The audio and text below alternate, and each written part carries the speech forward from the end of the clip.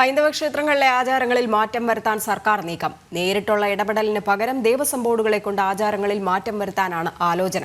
അട്ടിമറിക്കപ്പെടുന്നത് ക്ഷേത്രാചാരങ്ങളിൽ തീരുമാനമെടുക്കാനുള്ള തന്ത്രിമാരുടെ അവകാശമാണ്.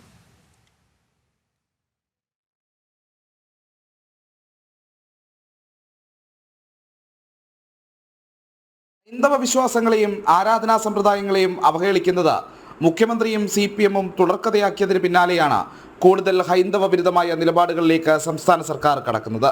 ക്ഷേത്രാചാരങ്ങളിലും വഴിപാടുകളിലുമാണ് അടുത്തതായി കൈവയ്ക്കാൻ ഒരുങ്ങുന്നതെന്നാണ് വിവരം.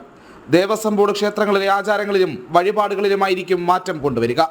സർക്കാർ നേരിട്ടിടപെടാതെ ദേവസ്വം ബോർഡുകളെ കൊണ്ടായിരിക്കും നടപടി സ്വീകരിപ്പിക്കുക.